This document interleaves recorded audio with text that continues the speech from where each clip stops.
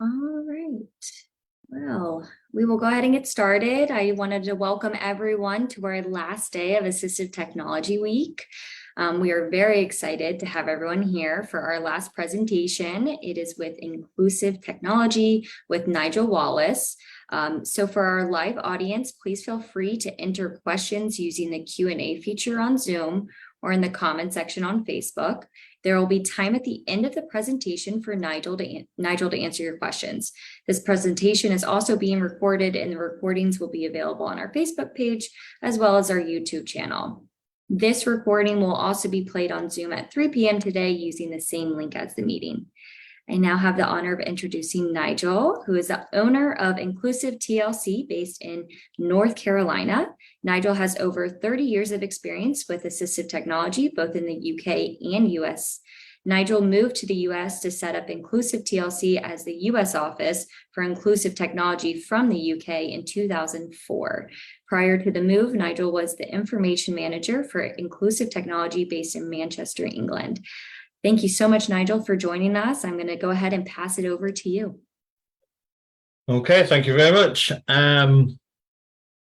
Well, that was my introduction. So yes, when you put it that way, it's been 30 years that I've been, over 30 years that I've been doing this kind of industry. So yeah, it's been interesting times, and the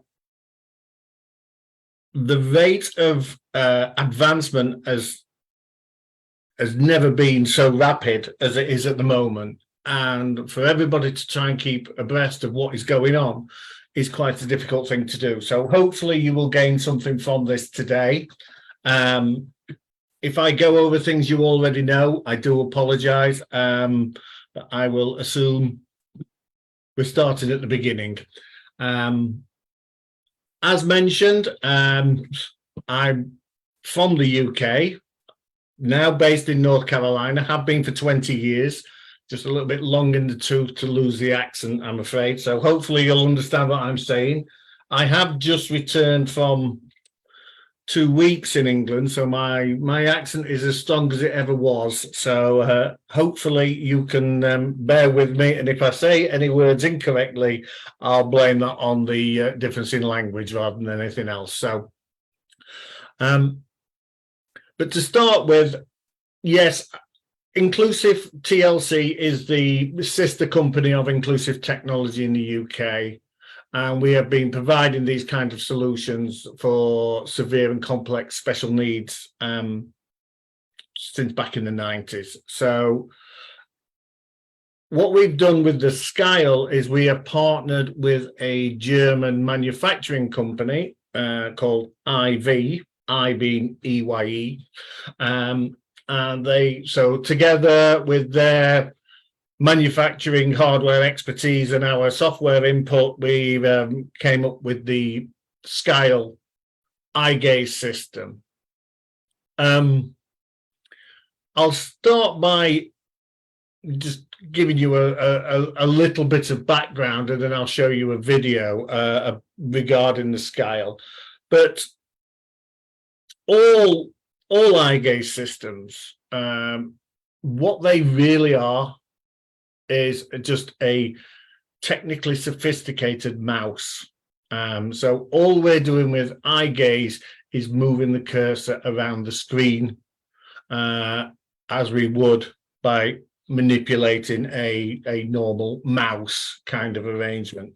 So the issue we always had with the iPad was that the iPad was never designed with a cursor. It was always designed as a direct touch input device. So there was nothing to drive around with our eyes. What allowed us to develop the eye gaze system for iPad was Apple, probably around 3 years ago now, when they introduced a feature into the operating system called Assistive Touch. And what that allowed you to do was, if you turn Assistive Touch on within the operating system, and then you plug in any kind of mouse or mouse alternative, a cursor magically appears on the screen. So it was with the introduction of that we had the opportunity to develop an eye gaze system for iPad, because we finally had something to drive around with our eyes. So it was so when you're using eye gaze on the iPad, it's a combination of our own software, our hardware, and also integrating it with the assistive touch feature within the standard iPad operating system. So there's features and there's areas that you have to adjust to optimize the system, not only within our software, but within the standard settings within the iPad, because a lot of it is controlled by the operating system.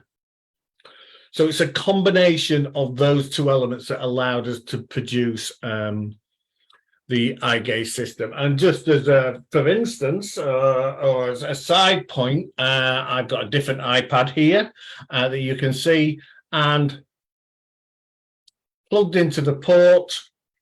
If I just plug into there, I can now plug any kind of mouse into this USB socket, and magically, if I did so, let me just turn this iPad on. There we go. As you can see, we just have an iPad at the moment. Bear with me while I get it in screen. But if I plug any kind of mouse alternative in, magically,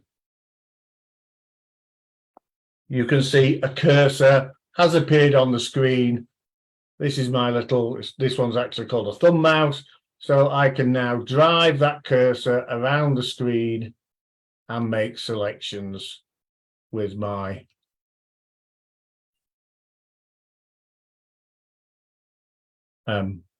mouse device. And we're using that same feature on the scale. So it's a combination of those two things that allow us to do this. Okay, so what I will do now is I will just show you an introductory video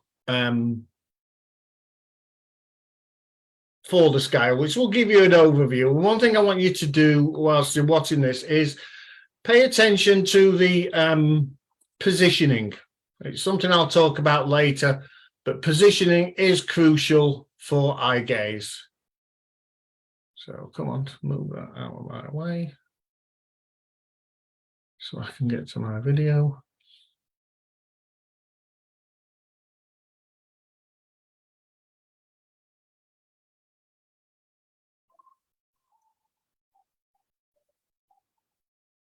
Style 2 for iPad Pro is a next generation eye tracker that allows you to control your iPad Pro completely with your eyes. New and improved Style 2 is now even more powerful and accurate and offers several updated features. These include a robust aluminium-based eye tracker with powerful on-chip processing, advanced camera sensors with improved accuracy and response, larger headbox and field of view, brand new case specially designed with snap hooks for quick assembly and including a 75 by 75 Visa hole pattern.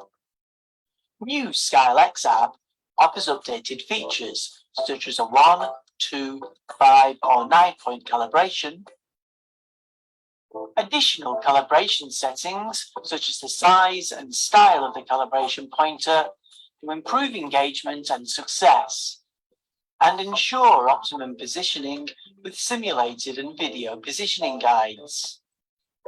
Scale 2 is ideal for learners with severe and complex needs and learning difficulties to play, learn, and participate in classroom activities with popular online services.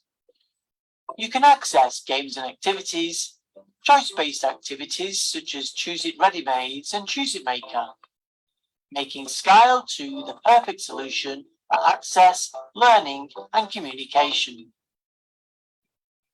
Scale 2 is compatible with the 12.9-inch iPad Pro 3rd, 4th, and 5th generation.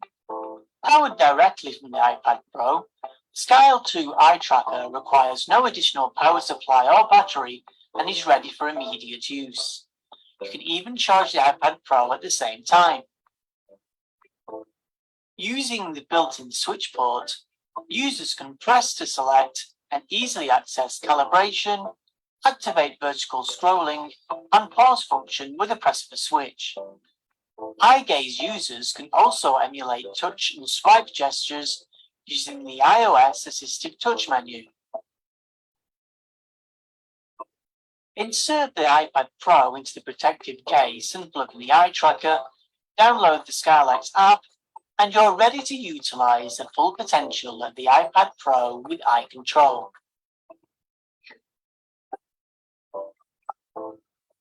Likewise on mobile, the protective case's VESA mounting interface makes it compatible with RearAdapt and Daisy mounting systems for improved positioning. Scale 2 enables independent access for individuals with physical disabilities to the millions of apps available on the Apple App Store through eye control. Now, eye gaze users can access social media platforms such as Facebook and YouTube.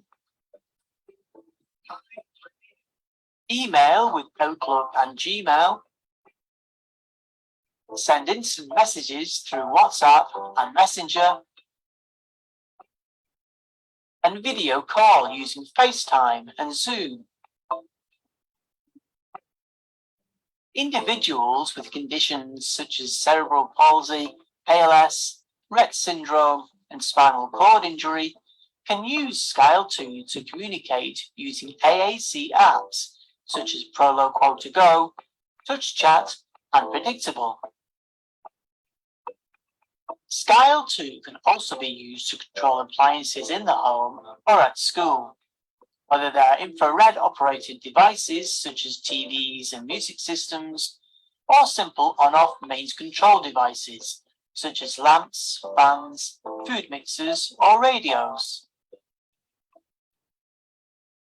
Access apps, learn, play, and gain complete control of your iPad and more with new and improved Scale 2, the perfect eye gaze solution for iPad Pro. For more information or to purchase Scale 2, please visit our website.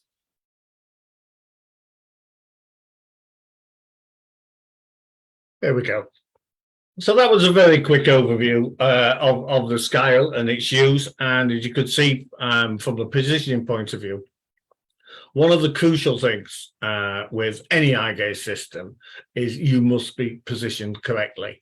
So to allow for that, you want the unit to be directly in front of your face when you're using it. So if you're reclined in a chair, you need the device above you. You don't want to be looking down your face. You don't want to be looking up your face.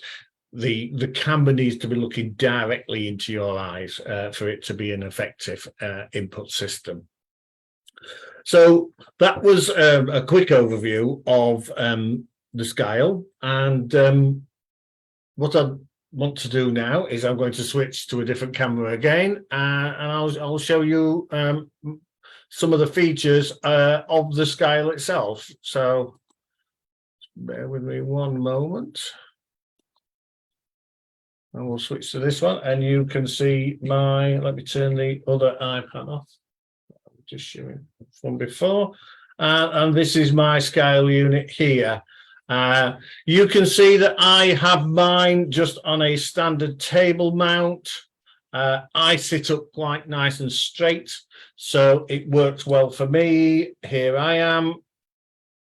Here's my Scale. So I can quite easily manipulate this and get it to work in this seated position for me.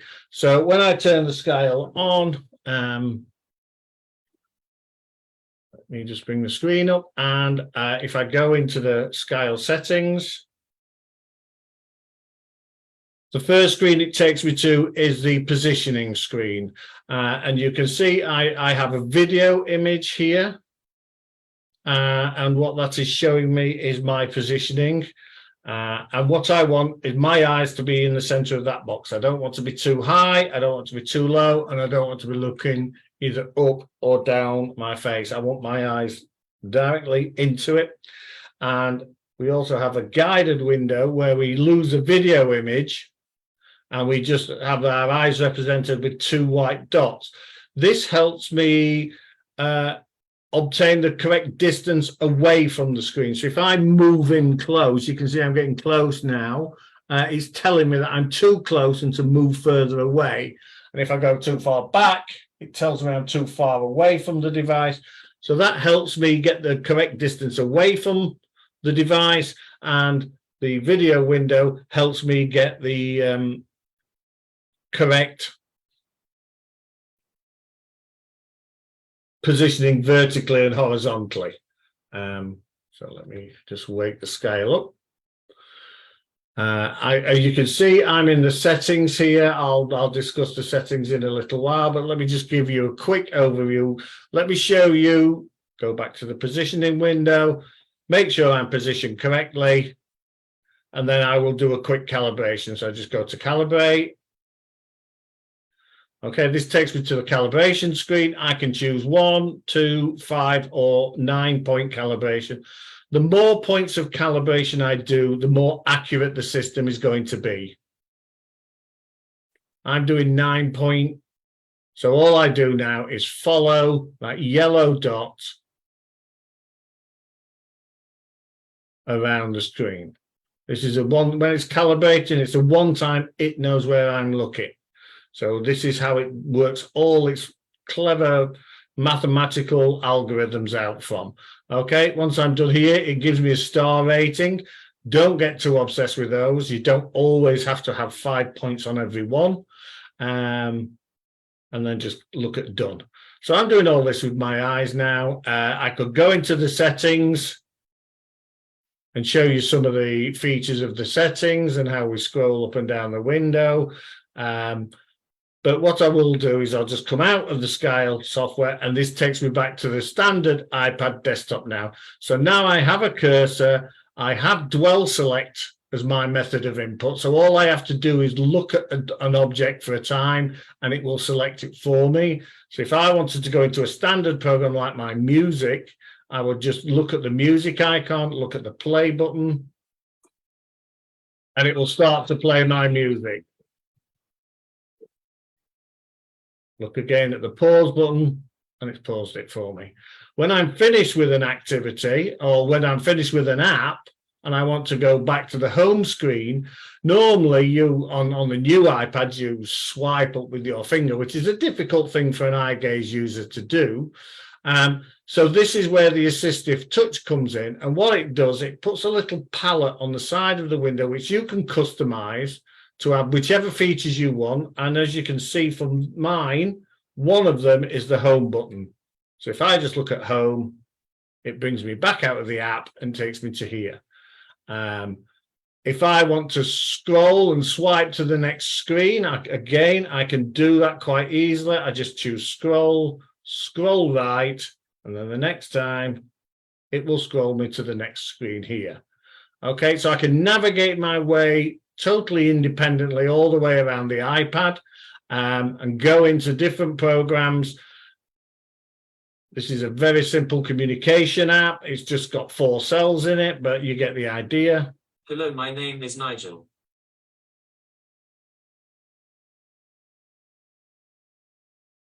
I use the style as my voice. I can use it for work and fun. And then again, when I finish with something, go to the palette, choose home, takes me back out. Okay. Can't remember whether I've turned this setting on, but let me just see. Yes, I have. I've turned the setting on, which allows me to pause the system with my eyes as well, because sometimes I'll want to take a break. I don't want it constantly following my eyes around. So you can set the system to give the eye gaze user the ability to pause it for themselves or not. It depends who you're working with. Some of our younger students with cognitive issues, they would accidentally pause the system and not realize they've done it. So it might be that sometimes you don't want them to have that ability themselves, but others you do. If I was, for instance, wanting to watch a video, going to YouTube, all the time I'm watching the video, I don't want the system to be making selections and making clicking on the screen when I don't really want it to. So I can pause it and then wake it up again. The way you do that as an eye gaze user is, instead of looking at the screen, if you look directly at one of the lights of the camera, this is the camera unit here along the bottom of the device. If I look directly at one of those lights, what will happen after 4 seconds, the system will pause. And then I'm free to look at the screen. It's not going to be making selections for me. When I want to wake the system up again, all I do is, again, I go to the lights, look at the lights for 4 seconds, and that brings it back for me. So it's back to tracking my eye movement now. I can select what I want, go into it, come back out of it, and then again, look down at the light, 4 seconds, and it's paused it. So it's not tracking my eyes anymore. Okay, so I've got that independence. One of the real advantages of the iPad for an eye gaze user is there's lots of communication software around for any system. The communication packages are great. So there's whatever program you may be familiar with, you can continue to use that. So like there's Proloco to Go, there's Predict, Go Talk Now. It depends what level you're working at and whether you want a text-based one or a symbol-based system. But lots of systems are out there. Where the iPad really shines is when you want to do standard operations. So if I want to use things like iTunes, YouTube, email, messaging, all that is available. And the way the iPad was originally designed, it was designed, let me just pause the system here. It was designed for direct access, direct touch. So to select something, everything was designed, but all you do is you tap on the screen and you're going to make that selection. So it lends itself so well to an eye gaze system, because that's exactly what we're doing with our eyes. All we're doing is we are looking around the screen and tapping with our eyes on the screen.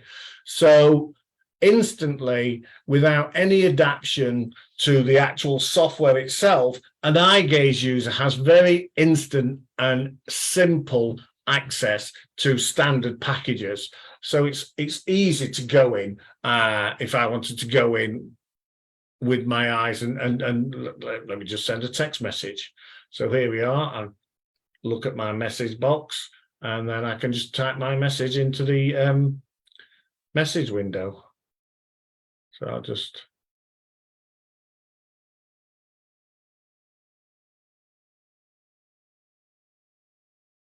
I've got prediction as well.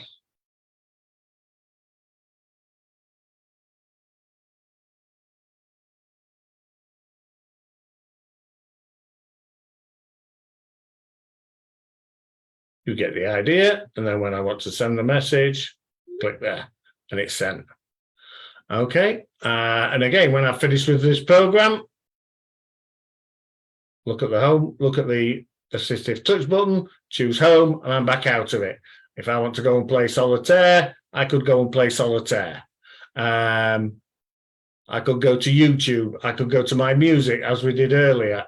So instantly, there's lots of things very easily accessible without any adaptation.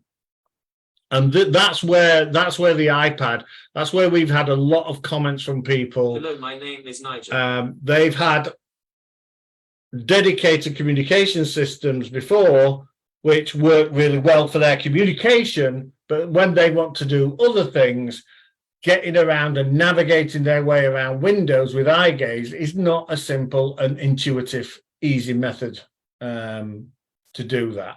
Whereas with the iPad, it lends itself so easily to that.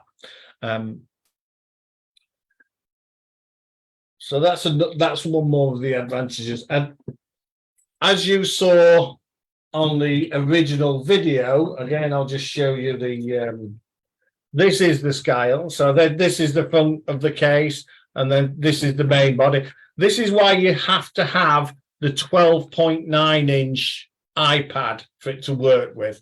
On the video, it said up to generation 5. That's just because that's out of date now. But basically, if you get the iPad Pro 12.9-inch and it has a USB-C connector, it will work with this. So, and all there is to do is you plug your iPad into that socket there, put the front of the case on, and everything is there. It's held and it's protected in its case, ready for you to use it. This is the eye gaze bar below the screen, so that's always permanently positioned and it's at the correct angle. So long as you position yourself where you're looking directly into the screen, the camera will be at its optimized position to read your eye movement. The other crucial part is the back of it, and this is what we were talking before about the Visa mount. Visa is just a industry standard.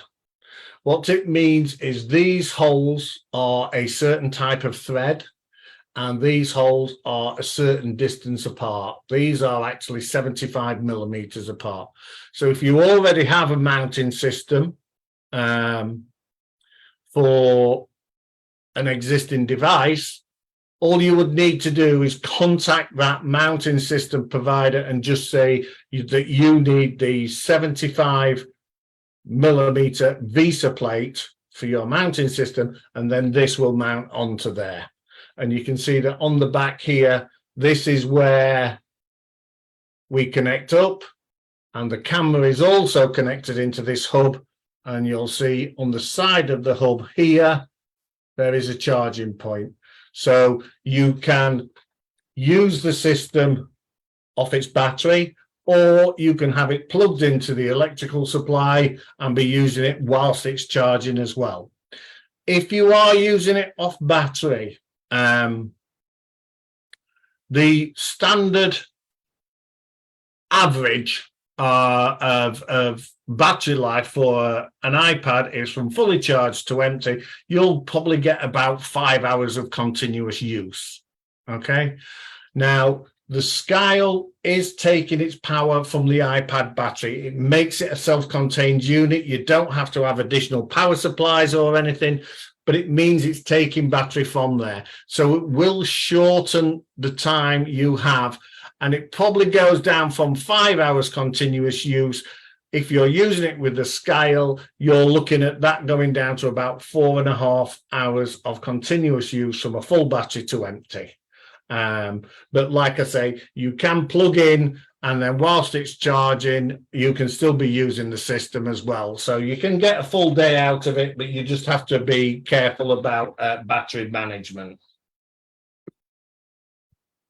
So that's the, let's just put that Scale away again. And one of the other things I will just talk to you briefly about is the settings that you have to make. If we go into the Scale, again, we're on our positioning window. So you can see I'm in guided, I'm in video, I can see my image there. If I go into the standard settings, this is where you would make some of the setting selections. It's all very straightforward. Calibration, we use this an awful lot with the severe and profound users. If they're just looking at large targets, perhaps 4 choices on a screen, a 4-cell communication grid, 1 or 2 point calibration is sufficient for that. If you're wanting to give somebody full independent access where they're having to make choices from small target areas, what you would want to do is do the 9-point calibration. So you can choose the level of calibration here. And again, for some of our younger users, we can, instead of it just being a boring yellow circle that they have to use to calibrate, we can make it an emoji so it's more interesting for them. But this area here is this is the serious part of it, really. And like I say, we partnered with a German company, and the Germans are very good engineers, very good, but they don't come up with the nicest of terms. So this is called the gaze pointer movement speed presets. Basically, what we've done is the algorithms that are working out the eye movement and then how it moves the cursor on the screen and works out how you're where you're looking. We have different levels of speed and percentage of how fast it responds and how it moves to your eyes. What we've found is that we would say about 90% of users fall into either the default category, which I have selected at the moment, and the default category gives me movement speed at 45% and fixation at 60%. If I went to choose the beginner speed, you could see that goes down to 30% movement, 45% fixation. It's what we have found is that one of these two caters for most users. If you're struggling to get a good calibration and your eyes are moving at a different speed to the system and you don't feel like everything is in sync, you can go to the advanced level, and at the advanced level, you can change these independently. But like I say, for the majority of users, I use the default setting. One of my colleagues, he uses the beginner setting. Beginner, default, it doesn't matter. It's nothing to do with cognitive ability, the beginner. You still have access to all the same things. It's just how it responds to your eyes. So one of those two would more than likely match the ability of the end user. But if not, you could always choose the advanced settings and then just experiment and change these settings independently and see how you get on. I'll leave that on default. This is that area where we were talking before about having the ability to pause the system yourself or as an eye gaze user. I could turn that off. So then if I was using this with a more complex user, some of our younger students, for instance, they do get distracted by these little lights at the bottom of the screen and they get drawn to them and they will look at them. And if you look at that for 4 seconds, it's going to stop your eye gaze from working. So we turn that feature off when you're working with those kind of users, but you turn it on if you want access to it yourself. There's really not a lot else in here in these settings. There's an update button, so it will constantly update as we improve, because we're constantly improving the algorithms, so it tracks the eye better and better.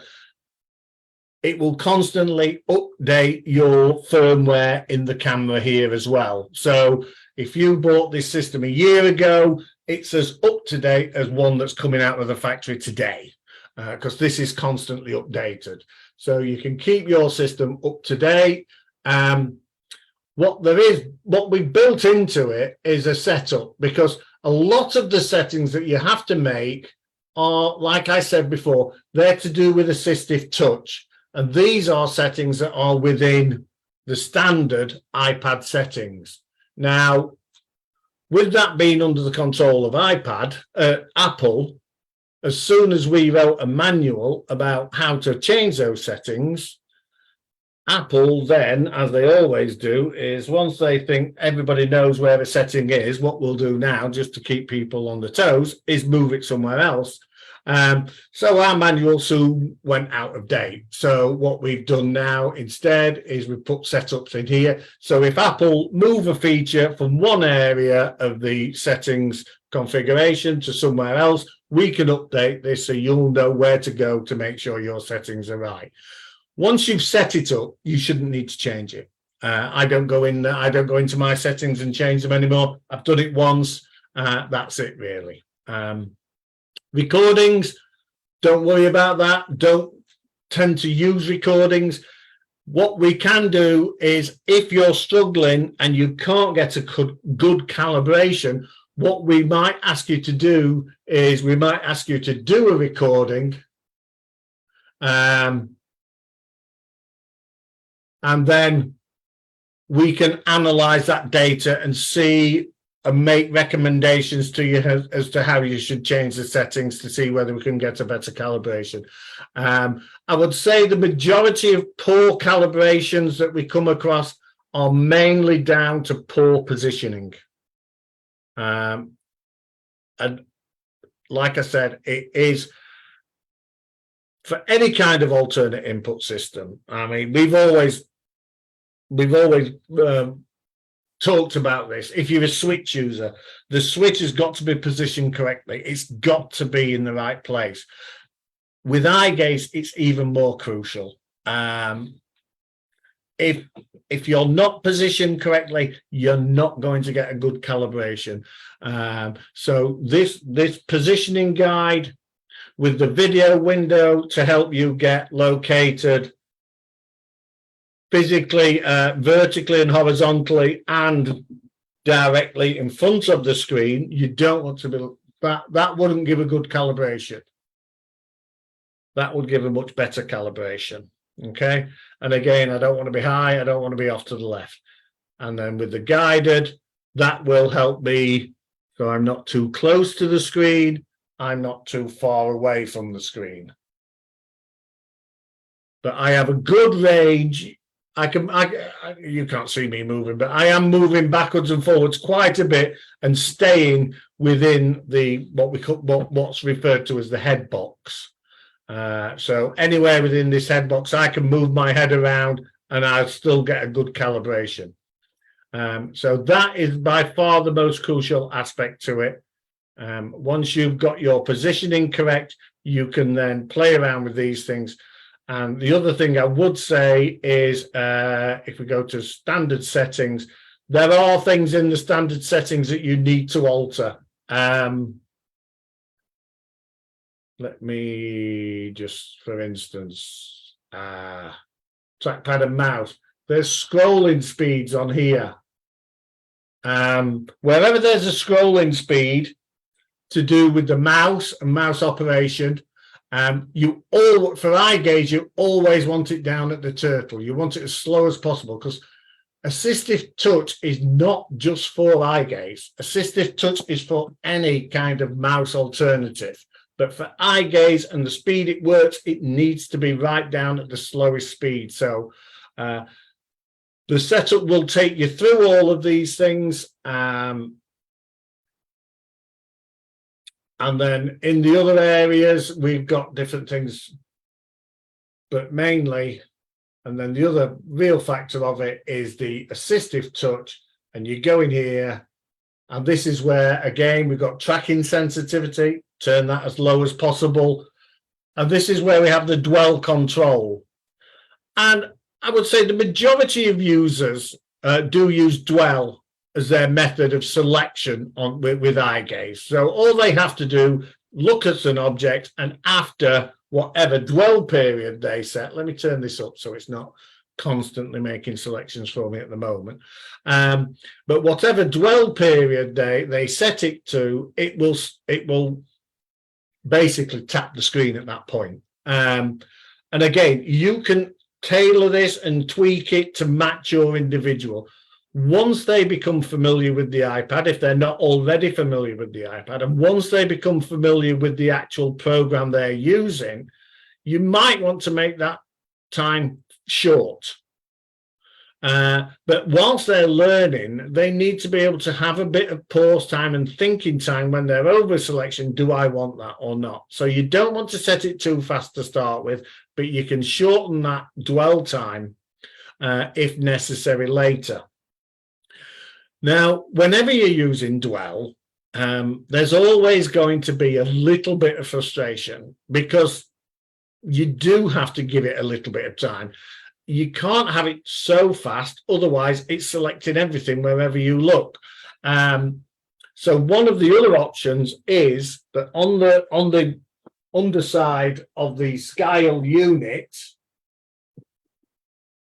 on the underside of the camera here, you will see that there is a switch port. So if you're familiar with switches, just simple make break switches, any switch, so long as it has the 3.5mm jack, if you plug that into there, you can set the system. So instead of using dwell, I look at the object I want and then I press the switch, and that will do my on-screen tap, if you like.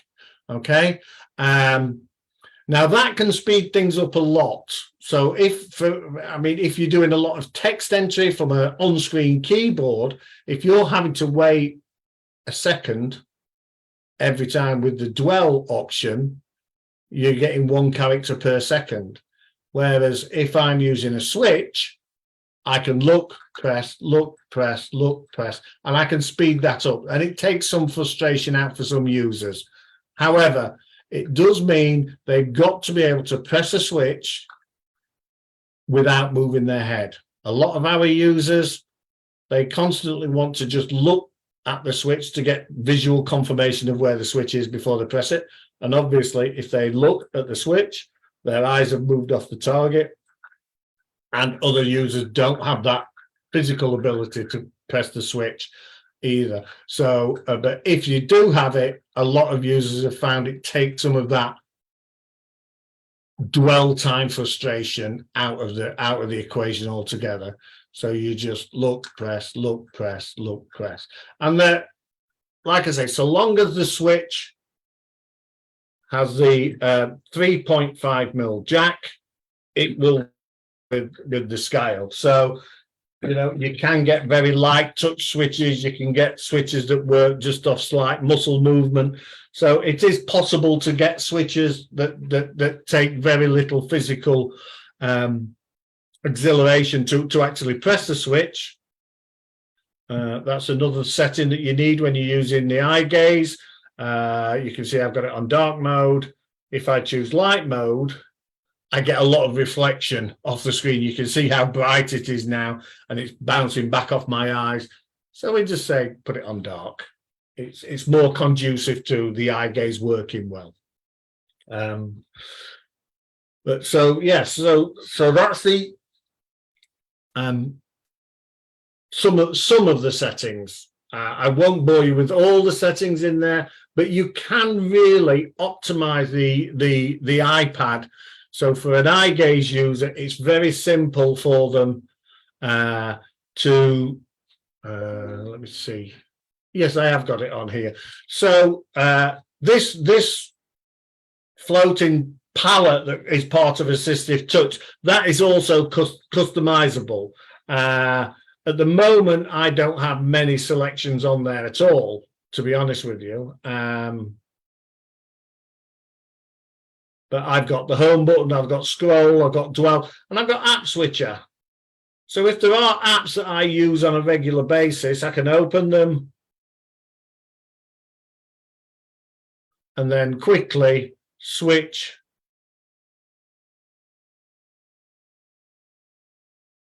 I've set the dwell time. I forgot I had increased the dwell time to make it harder for me to accidentally make presses. So I've now got to wait two and a half seconds, I think I set it to, before it will make a selection.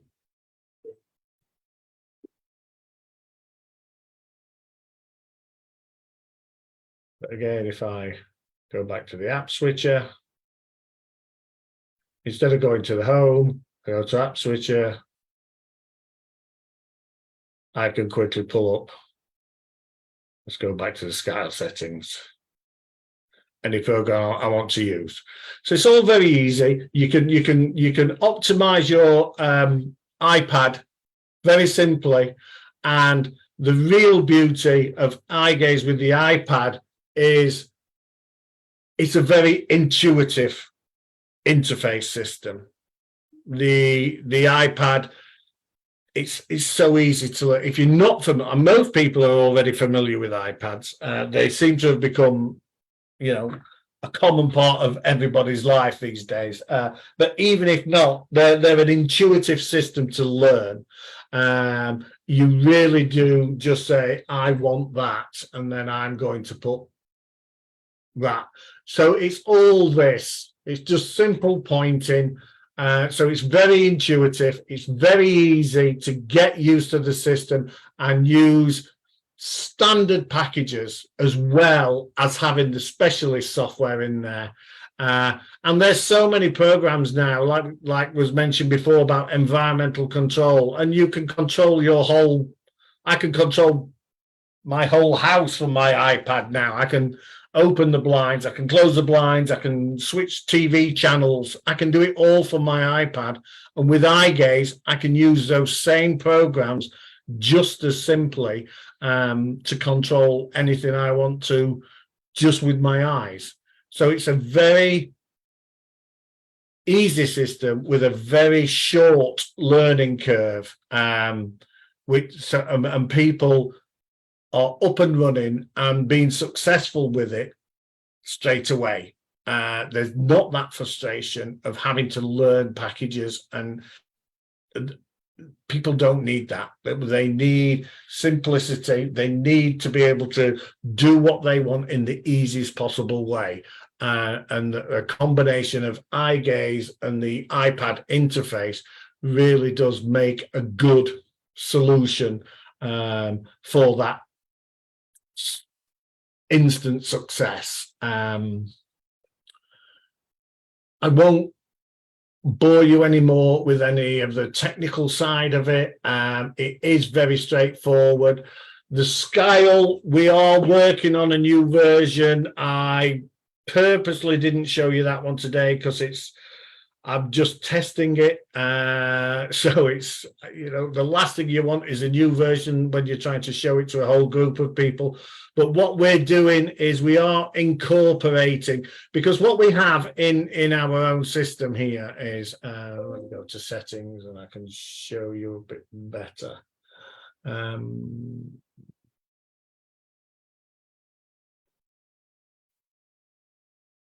me just close some of these apps out. Just tidy up my desktop because it's all getting a little bit messy. And then let's open scale again. And you can see we've got our own little yellow cursor there.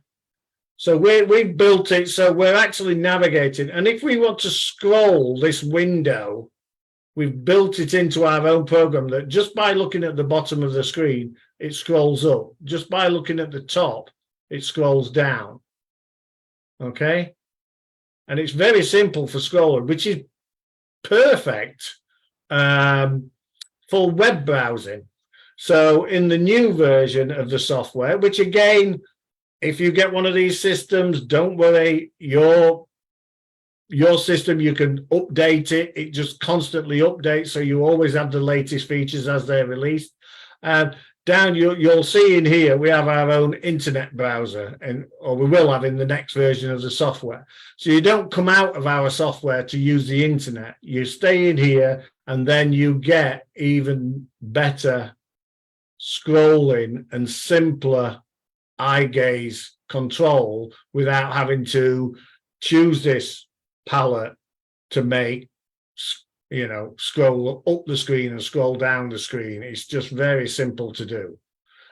So we're building in our own internet browser. We're also building in our own text-to-speech communication as well, which will have, obviously it will have adaptive text and word prediction built into it as well. So it will all be self-contained within the actual app itself. But even without those things, it is a very simple system to go out, go to the standard environment and start using immediately with just standard programs. I think that's probably covered the majority of things. Like I say, I don't want to get into the detail of all the settings and what you have to do. That's what we're here for. If you get one of these systems, obviously we're here to help you and support you. We can help you make sure that you set up your iPad in the correct possible way. So you optimize all the standard iPad settings. It is detailed within the Scale X app. And by the way, what you will have to do, just like anything else, when you get it from when you get an iPad, the only way you can get programs onto it is via the App Store. So the first thing you would have to do, you would go to the App Store, you would type in search Scale X. That will give you the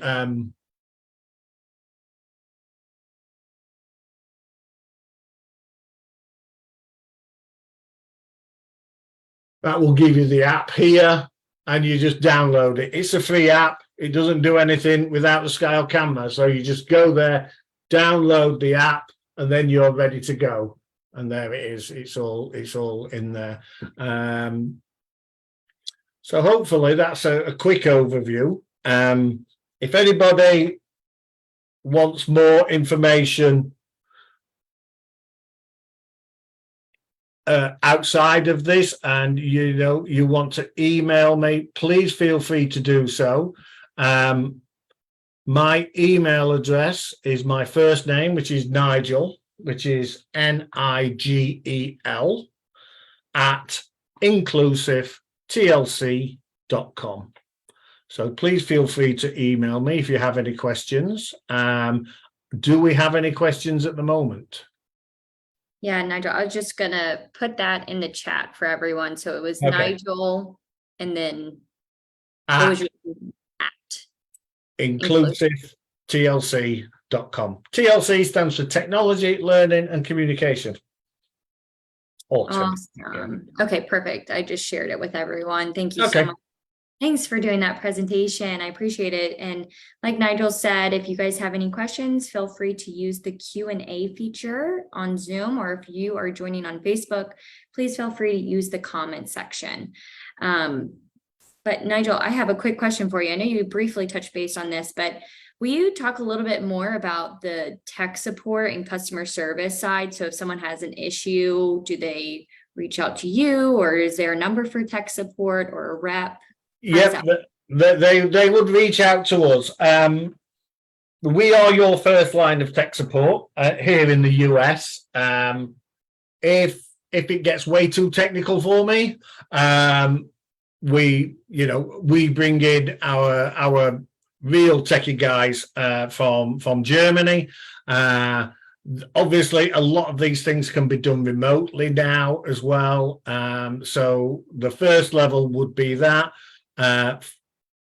If there's still an issue, obviously we are your port of call in the US. So if anything did ever have to be returned for repair or replacement, it would only come to North Carolina. We would do it and then ship it back out to wherever you are. We do have a different business model to some of the other. We're not a dedicated communication device company. We provide solutions across the board for the severe and complex needs. And we've not gone down the route of having reps in lots of places and having trial units and all those kind of things, because it impacts the price. And this is why the Scale is an awful lot cheaper than some of the other products out there. It's not that they're extortionately overpricing their systems. I mean, technically all the systems are quite similar, but obviously those kind of support mechanisms and those kind of things all need to be factored in, and that's their business model has gone down that route. Our business model has gone the other way, so we're more price sensitive and more price conscious, but there's still the level of support that you would expect, and if there are issues, like I say, technically, the systems are very sound, but a lot of it is down to making sure that everything is set up correctly. We've got to go through standard settings. We've got to go through other things. We've got to really look at positioning, those kind of things. But if we can get that sorted, the majority of the times it's right. If there are ever any technical issues, we deal with those straight away. And it's basically just a swap out job. But it's all fairly straightforward. That sounds great. And that kind of leads into the next question that was in the Q&A. How much is the scale? The scale is now 3,200, I believe. I think we've just had a price increase. Unfortunately, parts or semiconductors and everything are just still so difficult to get hold of. I don't know. I mean, yeah. So we have just had a price increase, but I think it's at 3,200 now. For the scale unit. That doesn't include the iPad. So you would need the iPad on top of that. And then obviously the mounting system as well. But like I say, a lot of people are getting these to go alongside dedicated communication devices. Some people are replacing dedicated communication devices, but other people are just using them alongside that as well. And if you've already got a mounting system for that device, just ask that mounting provider for a 75mm VESA plate, and you'll be able to mount the scale on your existing mounting system. Yeah. Great. And I don't see any. Oh, here's another question. I may have missed this, but is this something insurance can cover, like a dedicated device? No, it's not, unfortunately. It's again, we haven't gone down that route, and it's not covered under insurance. And you get into lots of nightmares with those kind of things, you know, about locking systems out, and you know. But we haven't gone down that route, so it's not covered via insurance. So it will be out of pocket. Great.